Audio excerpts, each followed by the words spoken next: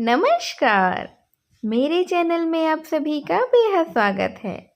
आज मैं आप सबके लिए लेकर आई हूँ उपन्यास सम्राट मुंशी प्रेमचंद जी के बेहद लोकप्रिय उपन्यास सेवा सदन का अगला भाग।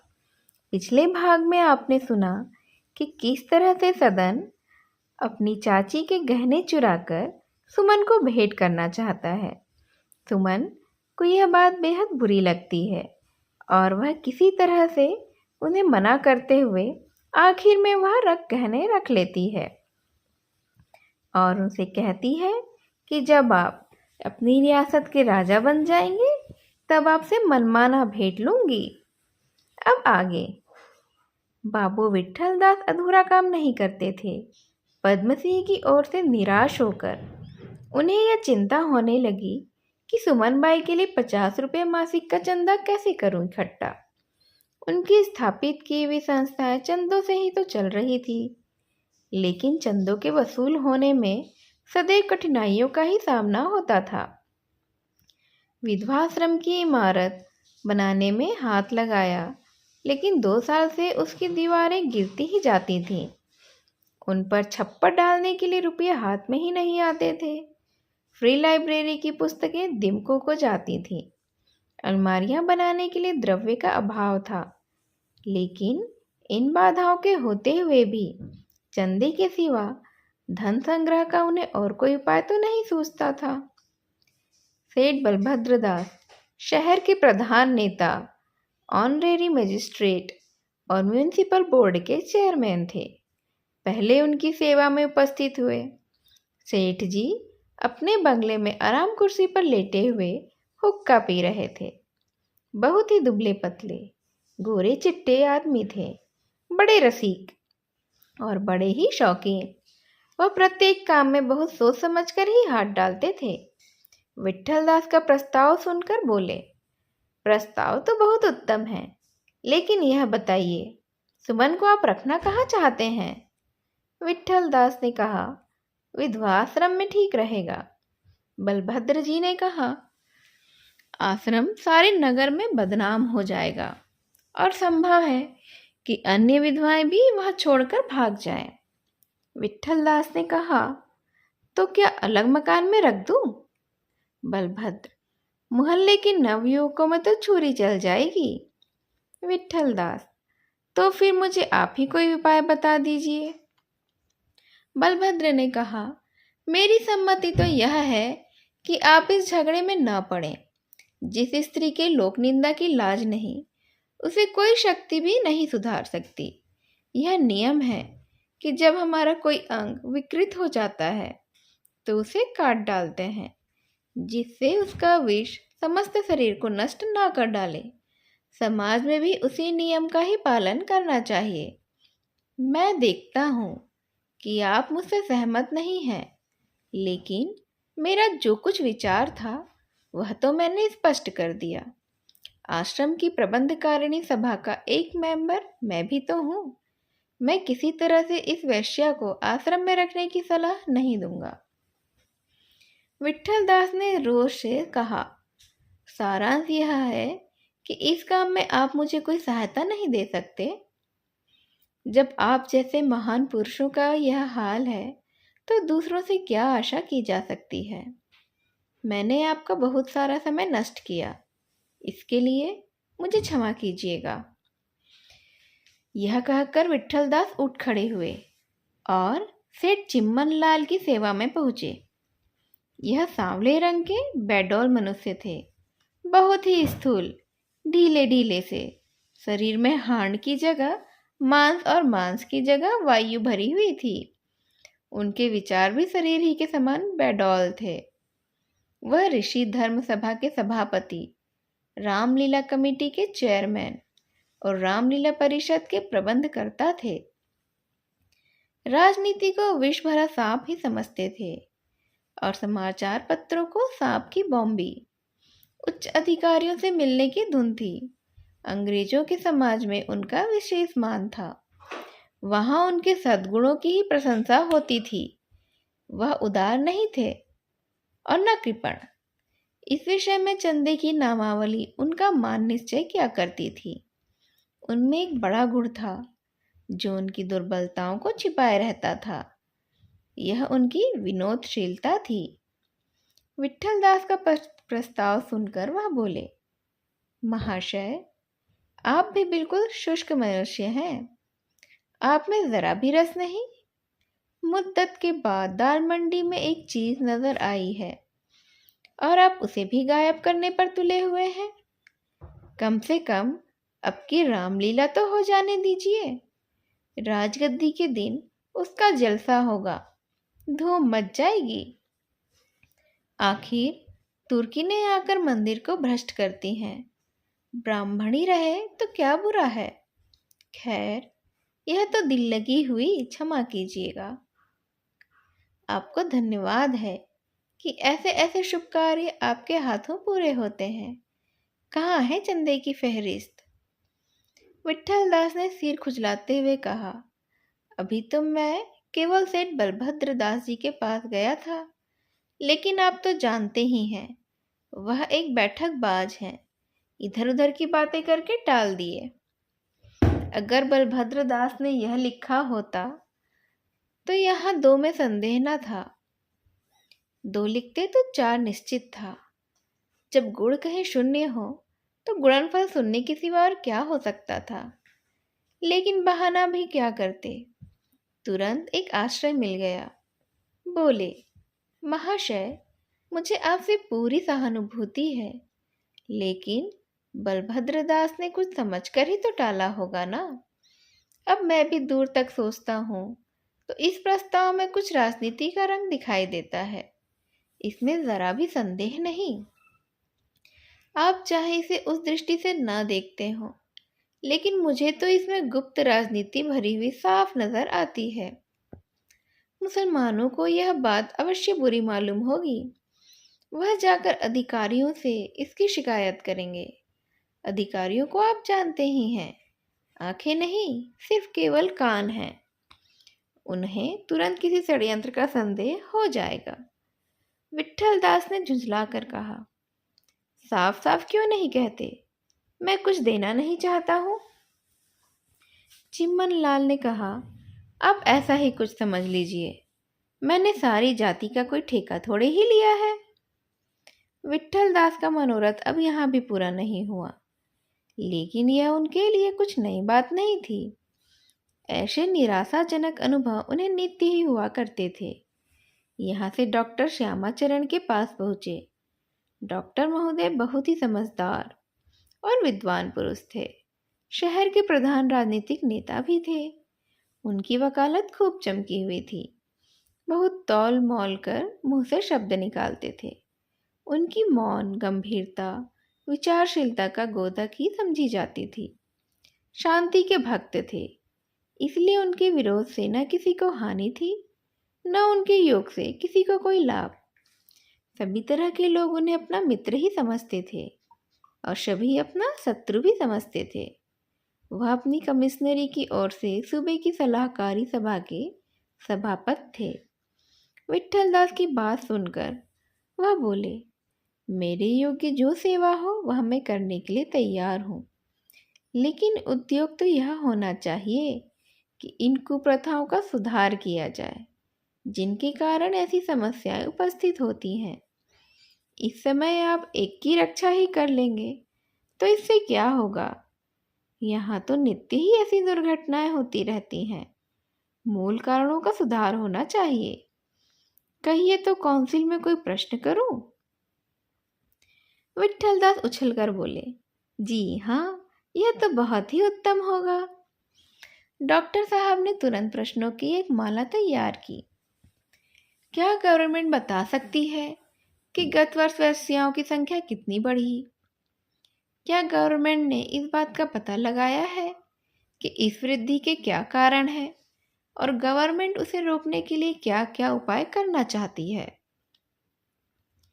ये क्या कारण है, कहाँ तक मनोविकारों से संबंध रखते हैं, कहाँ तक आर्थिक स्थिति से और कहाँ तक सामाजिक कुप्रथाओं से? इसके बाद डॉक्टर साहब अपने मुवक्किलों से बातचीत करने लगे। विट्ठल दास आधे घंटे तक बैठे रहे और अंत में अधीर होकर बोले, तो मुझे क्या आज्ञा होती है? श्यामाचरण बोले, आप इत्मीनान रखें, अब की काउंसिल की बैठक में गवर्नमेंट का ध्यान इस ओर आकर्षित जरूर करूंगा। विट्ठल दास जी के जी में आया कि डॉक्टर साहब को आड़े हाथों ले, किंतु कुछ सोचकर ही चुप रह गए। फिर किसी बड़े आदमी के पास जाने का उनका साहस नहीं हुआ, लेकिन उस कर्मवीर ने उद्योग से मुंह नहीं मोड़ा। नित्य ही किसी सज्जन के पास जाते और उससे सहायता की याचना करते। यह उद्योग तो सर्वथा निष्फल तो नहीं हुआ। उन्हें कई 100 रुपये के वचन और कई 100 नगद तो मिल गए, लेकिन 30 रुपये मासिक की जो कमी थी वह इतने धन से क्या पूरी होती? 3 महीने की दौड़ धूप के बाद वह बड़ी मुश्किल से 10 रुपये मासिक का प्रबंध करने में तो सफल हो सके थे। अंत में जब उन्हें अधिक सहायता की कोई आशा नहीं रही तो वह एक दिन प्रातःकाल सुमन बाई के पास गए। वह इन्हें देखते ही कुछ अनमनी सी होकर बोली, कहिए महाशय, कैसे कृपा किया आपने? विट्ठल दास ने कहा, तुम्हें अपना वचन याद है? सुमन, इतने दिनों की बातें अगर मुझे भूल जाए तो मेरा क्या ही दोष है? विट्ठल दास, मैंने तो बहुत चाहा कि शीघ्र ही प्रबंध हो जाए, लेकिन ऐसी जाति से पाला पड़ा है जिसमें जातीयता का तो सर्वथा लोप हो गया है। इस पर भी मेरा उद्योग बिल्कुल व्यर्थ नहीं हुआ। मैंने 30 रुपये मासिक का प्रबंध तो कर लिया है और आशा है कि और जो कसर है वह भी पूरी हो जाएगी। अब तुमसे मेरी यही प्रार्थना है कि इसे स्वीकार करो और आज ही इस नरक कुंड को छोड़ दो। सुमन ने कहा, शर्मा जी को आप तो नहीं ला सके। विट्ठल दास ने कहा, वह किसी तरह आने पर राजी ही नहीं हुए हैं। यह 30 रुपये में 20 रुपये मासिक का वचन तो उन्होंने ही दे दिया है। सुमन ने विस्मित होकर कहा, अच्छा, वह तो बड़े उदार निकले। सेठों में कुछ मदद मिली आपको? विट्ठल दास ने कहा, सेठों की बात ना पूछो। चिम्मन लाल रामलीला के लिए 1000-2000 रुपये तो खुशी से दे देंगे। बलभद्र दास से अफसरों की बधाई के लिए इससे भी अधिक मिल सकता है, लेकिन इस विषय में उन्होंने कोरा जवाब दे दिया था। सुमन इस समय सदन के प्रेम जाल में फंसी हुई थी। प्रेम का आनंद उसे कभी नहीं प्राप्त हुआ था। इस दुर्लभ रत्न को पाकर वह उसे हाथ से नहीं जाने देना चाहती थी। यद्यपि वह जानती थी कि इस प्रेम का परिणाम वियोग के सिवा और कुछ नहीं हो सकता है, लेकिन उसका मन कहता था कि जब तक वह आनंद मिलता है तब तक उसे क्यों ना भोग लूं। आगे चलकर न जाने क्या हो। जीवन की नाव न जाने किस किस भंवर में पड़ेगी और न जाने कहाँ कहाँ भटकेगी। भावी चिंताओं को वह अपने पास नहीं आने देती थी, क्योंकि उधर भयंकर अंधकार के सिवा और कुछ नहीं सोचता था। एतएव जीवन के सुधार करता वह उत्साह जिसके वशीभूत होकर उसने विट्ठल दास से यह प्रस्ताव किए थे छिड़ हो गया था। इस समय विट्ठल दास 100 रुपये मासिक का भी लोभ दिखाते तो भी वह खुश नहीं होती, किंतु एक बार जो बात खुद ही उठाई थी उससे फिरते हुए तो शर्माती थी। वह बोली, मैं इसका जवाब कल दूंगी, अभी मुझे कुछ सोच लेने दीजिए आप। विट्ठल दास ने कहा, इसमें क्या सोचना समझना है? सुमन ने कहा, कुछ नहीं, लेकिन कल ही पर रखिए यह। रात के 10 बज गए थे। शरद ऋतु की सुनहरी चांदनी छिटकी हुई थी। सुमन खिड़की से नीलवर्ण आकाश की ओर ताक रही थी। जैसे चांदनी के प्रकाश में तारागण की ज्योति मलिन पड़ गई थी, उसी प्रकार उसके हृदय में चंद्र रूपी सुविचार ने विकार रूपी तारागण को ज्योतिहीन कर दिया था। सुमन के सामने कठिन समस्या उपस्थित थी। विट्ठल दास को क्या उत्तर दूं? आज प्रातःकाल उसने कल जवाब देने का बहाना करके विट्ठल दास को टाला था, लेकिन दिन भर के सोच विचार ने उसके विचारों को कुछ संशोधन में कर दिया था। सुमन को यद्यपि यहाँ भोग विलास के सभी सामान प्राप्त थे, लेकिन बहुधा उसे ऐसे मनुष्यों की आवभगत करनी पड़ती थी जिनकी सूरत से ही उसे घृणा होती थी, जिनकी बातों को सुनकर उसका जी मिचलाने लगता था। अभी उसके मन में उत्तम भावों का सर्वथा से लोप नहीं हुआ था। वह उस अधोगति को नहीं पहुंची थी जहाँ दुर्व्यसन हृदय के समस्त भावों को नष्ट कर देता है। इसमें संदेह नहीं कि यह विलास की सामग्रियों पर जान देती थी, लेकिन इन सामग्रियों की प्राप्ति के लिए जिस बेहयाई की जरूरत थी वह उसके लिए असह्य थी, और कभी कभी एकांत में वह अपनी वर्तमान दशा की पूर्वावस्था से तुलना भी किया करती थी। वह यह टिमटाम न थी, किंतु वह अपने समाज में आदर की दृष्टि से देखी जाती थी। वह अपनी पड़ोसिनों के सामने अपनी कुलीनता पर गर्व कर सकती थी, अपनी धार्मिकता और भक्तिभाव का भी रौब जमा सकती थी। किसी के सम्मुख उसका सिर नीचा नहीं होता था, लेकिन यहाँ उसके सगर्व हृदय को पग पग पर लज्जा से मुंह छिपाना पड़ता था। उसे ज्ञात होता था कि मैं किसी कुल्टा के सामने भी सिर उठाने के योग्य नहीं हूँ।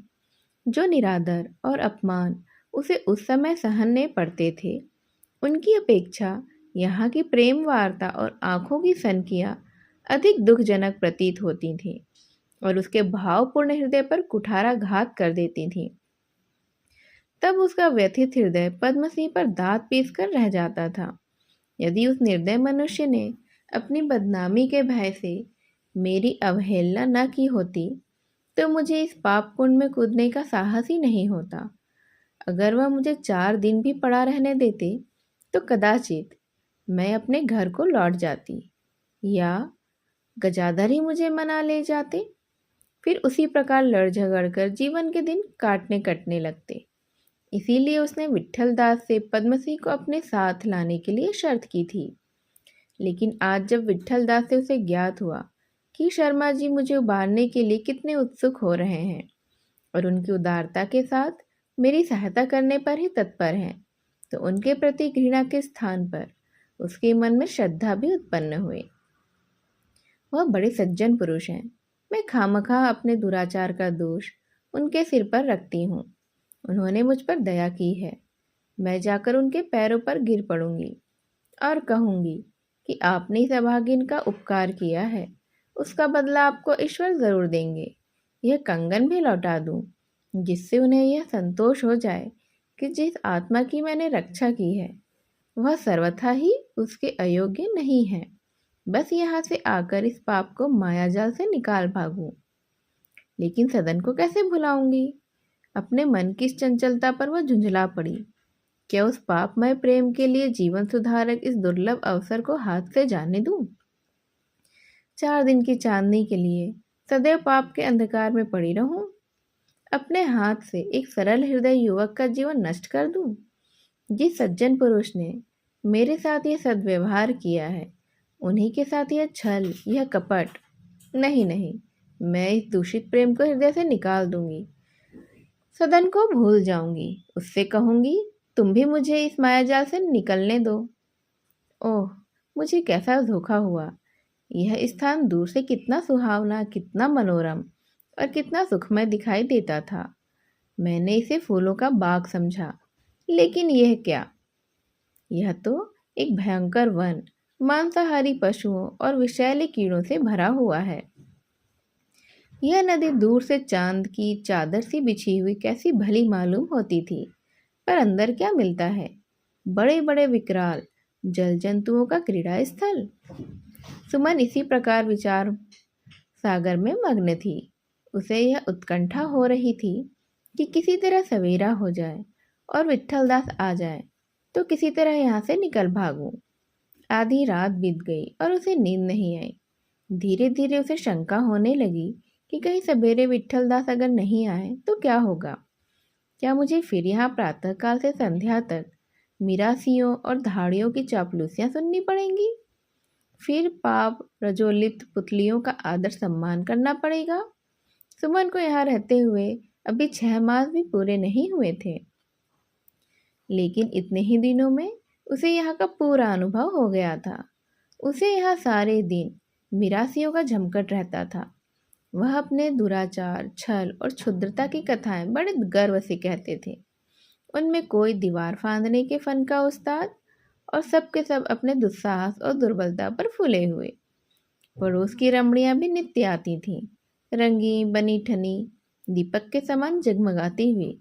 किंतु यह स्वर्ण पात्र थे, हलाहल से भरे हुए पात्र। उनमें कितना छिछोरापन था, कितना छल था और कितनी कुवासनाएं थीं। वह अपनी निर्लज्जता और कुकर्मों के वृत्तांत कितने मजे ले लेकर कहती थीं। उनमें लज्जा का अंश भी नहीं रहा था। सदैव ठगने की, छलने की धुन, मन सदैव ही पाप तृष्णा में लिप्त। शहर में जो लोग सच्चरित्र थे, उन्हें यहाँ खूब गालियां दी जाती थी और उनकी खूब हंसी उड़ाई जाती थी। बुद्धू, गौखा आदि की पदवियां भी दी जाती थीं। दिन भर सारे शहर की चोरी और डाके, हत्या और व्यभिचार, गर्भपात और विश्वासघात की घटनाओं की चर्चा रहती। यहाँ का आदर और प्रेम अब अपने यथार्थ रूप में दिखाई देता था। यह प्रेम नहीं था, आदर भी नहीं था, केवल कामलिप्सा थी। अब तक सुमन ने धैर्य के साथ ये सारी विपत्तियां झेलती थी। उसने समझ लिया था कि जब इस नरक कुंड में जीवन व्यतीत करना है तो इन बातों से कहाँ तक भागो। नरक में पड़कर नारकी धर्म का पालन करना तो अनिवार्य था। पहली बार विट्ठल दास जब उसे के पास आए थे तो उसने मन में उनकी अपेक्षा की थी। उस समय तक उसे यहाँ के रंग ढंग का ज्ञान जो न था, लेकिन आज मुक्ति का द्वार सामने खुला देखकर इस कारागार में उसे क्षण भर भी ठहरना असह्य हो रहा था। जिस तरह अवसर पाकर मनुष्य की पाप चेष्टा जागृत हो जाती है, उसी प्रकार अवसर पाकर उसकी धर्म चेष्टा भी जागृत हो जाती है। रात के 3 बजे थे। सुमन अभी तक करवटें ही बदल रही थी। उसका मन बलात् सदन की ओर खिंचता था। ज्यों ज्यों प्रभात निकट आता था, उसकी व्यग्रता बढ़ती ही जाती थी। वह अपने मन को समझा रही थी, तू इस प्रेम पर फूला हुआ है? क्या तुझे मालूम नहीं कि इसका आधार केवल रंग रूप है? यह प्रेम नहीं है, प्रेम की लालसा है। यहाँ कोई सच्चा प्रेम करने तो नहीं आता। जिस भांति मंदिर में कोई सच्ची उपासना करने नहीं जाता, उसी प्रकार इस मंडी में कोई प्रेम का सौदा करने नहीं आता। सब लोग केवल मन को बहलाने के लिए आते हैं। इस प्रेम के भ्रम में मत पड़। अरुणोदय के समय सुमन को थोड़ी नींद आ गई। शाम हो गई। सुमन ने दिन भर विट्ठल दास की राह देखी, लेकिन वह अभी तक नहीं आए। सुमन के मन में जो नाना प्रकार की शंकाएं उठ रही थी, वह पुष्ट हो गई। विट्ठल दास अब नहीं आएंगे। अवश्य कोई विघ्न पड़ गया। या तो वह किसी दूसरे काम में फंस गए हों, या जिन लोगों ने सहायता का वचन दिया था वह पलट गए हों। मगर कुछ भी हो, एक बार विट्ठल दास को यहाँ आना तो चाहिए था। मुझे मालूम तो हो जाता कि क्या निश्चय हुआ है। अगर कोई मेरी सहायता नहीं करता, ना करे, मैं अपनी मदद आप कर लूँगी। केवल एक सज्जन पुरुष की आड़ ही तो चाहिए। क्या विट्ठल दास से इतना भी नहीं होगा? चलो उनसे मिलती हूँ और कह दूँ कि मुझे आर्थिक सहायता की इच्छा नहीं है। आप इसके लिए इतने हैरान ना हो।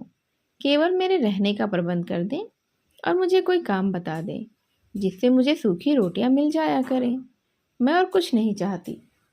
लेकिन मालूम ही नहीं वह कहाँ रहते हैं। बेपते ठिकाने कहाँ कहाँ भटकती फिरूंगी। चलती हूँ पार्क की तरफ। लोग वहाँ हवा खाने आया करते हैं। संभव है उनसे भेंट हो जाए। शर्मा जी नित्य उधर ही तो घूमने जाया करते हैं। संभव है उन्हीं से भेंट हो जाए। उन्हें यह कंगन भी दे दूंगी और इसी बहाने से इस विषय में भी कुछ बातचीत कर लूंगी। यह निश्चय करके सुमन ने किराए की बग्घी मंगवाई और अकेले ही शहर को निकल पड़ी। दोनों खिड़कियां बंद कर दी, लेकिन झंझरियों से झांकती जाती थी। छावनी की तरफ दूर तक इधर उधर ताकती चली गई, लेकिन दोनों आदमियों में कोई भी ना दिखाई पड़ा। वह कोचवान को क्वींस पार्क की तरफ चलने को कहना चाहती थी कि सदन घोड़े को दौड़ाता हुआ आता दिखाई दिया। सुमन का हृदय उछलने लगा। ऐसा जान पड़ा मानो इसे बरसों के बाद देखा है। स्थान के बदलने से कदाचित प्रेम में एक नया उत्साह आ जाता है। उसका जी चाहा कि उसे आवाज़ दे, लेकिन जब्त कर गई। जब तक आंखों से ओझल ना हुआ, उसे सतृष्ण प्रेम दृष्टि से देखती रही। सदन के सर्वांगपूर्ण सौंदर्य पर वह कभी इतना मुग्ध तो नहीं हुई थी। बग्घी क्वींस पार्क की ओर चली। यह पार्क शहर से दूर था। बहुत कम लोग ही इधर जाते थे, लेकिन पद्म सिंह का एकांत प्रेम उन्हें यहाँ खींच लाता था। यहाँ विस्तृत मैदान में एक तकिएदार बेंच पर बैठे हुए वह घंटों ही विचार में मग्न रहते थे। ज्यों ही बग्घी फाटक के भीतर आई, सुमन को शर्मा जी मैदान में अकेले बैठे दिखाई दिए। सुमन का हृदय दीपशिखा की भांति थरथराने लगा। भय की इस दशा का ज्ञान पहले होता तो वह यहाँ तक आ ही ना सकती थी, लेकिन इतनी दूर आकर और शर्मा जी को सामने बैठे देखकर निष्काम लौट जाना मूर्खता थी। उसने जरा दूर पर बग्घी रोक दी और गाड़ी से उतरकर शर्मा जी की ओर चली, उसी प्रकार जैसे शब्द वायु के प्रतिकूल चलता है। शर्मा जी कौतूहल से बग्घी को देख रहे थे। उन्होंने सुमन को पहचाना नहीं। आश्चर्य हो रहा था कि यह कौन महिला इधर चली आती है। विचार किया कि कोई ईसाई लेडी होगी, लेकिन जब सुमन समीप आ गई तो उन्होंने उसे पहचाना। एक बार उसकी ओर दबी आंखों से देखा, फिर तो जैसे हाथ पांव फूल गए हों। जब सुमन सिर झुकाए हुए उनके सामने आकर खड़ी हो गई, तब वह झेपे हुए दीनतापूर्ण नेत्रों से इधर उधर देखने लगे, मानो छिपने के लिए कोई बिल ही ढूंढ रहे हों। तब अकस्मात वह लपक कर उठे और पीछे की ओर फिरकर वेग के साथ चलने लगे। सुमन पर जैसे वज्रपात हो गया। वह क्या आशा मन पर लेकर आई थी और क्या आंखों से देख रही है। हे प्रभु, ये मुझे इतना नीच और अधम समझते हैं कि मेरी परछाई से भी भागते हैं। वह श्रद्धा जो उसके हृदय में शर्मा जी के लिए उत्पन्न हो गई थी, क्षण मात्र में लुप्त हो गई। बोली, मैं आप ही से कुछ कहने आई हूँ, जरा ठहरिए, मुझ पर इतनी कृपा कीजिए। शर्मा जी ने और भी कदम बढ़ाया, जैसे कोई भूत से भागे। सुमन से यह अपमान अब सहन न किया गया। तीव्र ही स्वर में बोली, मैं आपसे कुछ मांगने नहीं आई हूँ कि आप इतना डर रहे हैं। मैं आपको केवल यह कंगन देने आई हूँ। यह लीजिए, अब मैं आप ही चली जाती हूँ। यह कहकर उसने कंगन निकालकर शर्मा जी की तरफ फेंक दिया। सुमन बग्घी की तरफ कई कदम जा चुकी थी। शर्मा जी उसके निकट आकर बोले, तुम्हें यह कंगन कहाँ से मिला है? सुमन ने कहा, अगर मैं आपकी बातें ना सुनूं और मुंह फेर कर चली जाऊं तो आपको बुरा नहीं मानना चाहिए। पद्म सिंह, सुमन बाई, मुझे लज्जित ना करो। मैं तुम्हारे सामने मुंह दिखाने योग्य नहीं हूँ। सुमन ने पूछा, क्यों भला? पद्म सिंह, मुझे बार बार वेदना होती है कि अगर उस अवसर पर मैंने तुम्हें अपने घर से जाने के लिए नहीं कहा होता तो यह नौबत नहीं आती। सुमन, तो इसके लिए आपको लज्जित होने की क्या आवश्यकता है? अपने घर से निकालकर आपने मुझ पर बड़ी कृपा की, मेरा तो जीवन सुधार दिया। शर्मा जी स्थान से तिलमिला उठे, बोले, अगर यह कृपा है तो गजाधर पांडे और विट्ठल दास की है। मैं ऐसी कृपा का श्रेय नहीं चाहता हूँ। सुमन, आप नेकी करो दरिया में डाल वाली कहावत पर चलते हैं, पर मैं तो मन में आप ही का एहसान मानती हूँ। शर्मा जी, मेरा मुंह न खुलवाइए, मन की बात को मन में ही रहने दीजिए। लेकिन आप जैसे सहृदय मनुष्य से मुझे ऐसी निर्दयता की आशा तो कभी नहीं थी। आप चाहे समझते हो कि आदर सम्मान की भूख बड़े आदमियों में ही होती है, किंतु दीन दशा वाले प्राणियों की इसकी भूख और भी कहीं अधिक होती है, क्योंकि उनके पास इसे प्राप्त करने का कोई साधन ही नहीं होता है। वे इसके लिए चोरी, छल कपट सब कुछ कर बैठते हैं। आदर में वह संतोष है जो धन और भोग विलास में भी नहीं है। मेरे मन में नित्य यही चिंता रहती थी कि यह आदर कैसे मिले। इसका उत्तर मुझे कितनी ही बार मिला, लेकिन आपके होली वाले जलसे के दिन जो उत्तर मिला उसने भ्रम दूर कर दिया, मुझे आदर और सम्मान का मार्ग दिखा दिया। यदि मैं उस जलसे में न आती तो आज मैं अपने झोपड़े में ही संतुष्ट होती। आपको मैं बहुत ही सच्चरित्र पुरुष समझती थी, इसीलिए आपकी रसिकता का मुझ पर और भी अधिक प्रभाव पड़ा। भोली बाई आपके सामने गर्व से बैठी हुई थी। आप उसके सामने आदर और भक्ति की मूर्ति बने हुए थे। आपके मित्र वृंद उसके इशारों की कठपुतली की भांति नाचते थे। एक सरल हृदय, आदर की अभिलाषिणी स्त्री पर इस दृश्य का जो फल हो सकता था वही मुझ पर हुआ। पर अब उन बातों का जिक्र ही क्यों करना। जो हुआ सो हुआ। अब आपको क्या दोष दूं? यह सब मेरा अपराध था। मैं सुमन और कुछ कहना चाहती थी, लेकिन शर्मा जी ने, जो इस कथा को बड़े गंभीर भाव से सुन रहे थे, बात को काट दिया और पूछा, सुमन, ये बातें तुम मुझे लज्जित करने के लिए कह रही हो या सच्ची हैं? सुमन ने कहा, कह तो आपको लज्जित करने के लिए ही कह रही हूँ, लेकिन बातें तो सच्ची हैं। इन बातों को बहुत दिन हुए मैंने भुला दिया था, लेकिन इस समय आपने मेरी परछाई से भी दूर रहने की चेष्टा करके वे सारी बातें मुझे याद दिला दी। लेकिन अब मुझे स्वयं पछतावा हो रहा है, तो मुझे क्षमा कीजिए। शर्मा जी ने सिर नहीं उठाया, फिर से विचारों में डूब गए। सुमन उन्हें धन्यवाद देने आई थी, लेकिन बातों का कुछ क्रम ऐसा बिगड़ा कि उसे इसका अवसर ही नहीं मिला। और अब इतनी अप्रिय बातों के बाद उसे अनुग्रह और कृपा की चर्चा असंगत जान पड़ी। वह अपनी बग्घी की ओर चली। एकाएक शर्मा जी ने पूछा, और कंगन? सुमन ने कहा, यह मुझे कल सर्राफे में दिखाई दिया। मैंने बहू जी के हाथों में इसे देखा था, पहचान गई, तुरंत वहां से उठा लाई। शर्मा जी, कितना देना पड़ा? सुमन, कुछ नहीं, उल्टे सर्राफ पर और धौंस जमाई है। शर्मा जी, सर्राफ का नाम बता सकती हो? सुमन, नहीं, वचन दे आई हूँ। यह कहकर सुमन चली गई। शर्मा जी कुछ देर तक तो बैठे रहे, फिर बेंच पर लेट गए। सुमन का एक एक शब्द उनके कानों में गूंज रहा था। वह ऐसे चिंतामग्न हो रहे थे कि कोई उनके सामने आकर खड़ा हो जाता तो भी उन्हें खबर ही नहीं होती। उनके विचारों ने उन्हें स्तंभित कर दिया था। ऐसा मालूम होता था मानो उनके मर्म स्थान पर कड़ी चोट लग गई है। शरीर में एक शिथिलता सी प्रतीत होती थी। वह एक भावुक मनुष्य थे। सुभद्रा अगर कभी हंसी में भी कोई चुभती हुई बात कह देती तो कई दिनों तक वह उनके हृदय को मथती रहती थी। उन्हें अपने व्यवहार पर, आचार व्यवहार पर, अपने कर्तव्य पालन पर अभिमान था। आज वह अभिमान चूर चूर हो गया था। जिस अपराध को उन्होंने पहले गजाधर और विट्ठल दास के सिर मढ़कर अपने को संतुष्ट कर लिया था, वही आज 100 गुने बोझ के साथ उनके सिर पर लद गया था। सिर हिलाने की भी जगह नहीं थी। वह इस अपराध से दबे जाते थे। विचार तीव्र होकर मूर्तिमान हो जाता है। कहीं बहुत दूर से उनके कानों में आवाज आई, वह जलसा न होता तो आज मैं अपने झोपड़े में मग्न होती।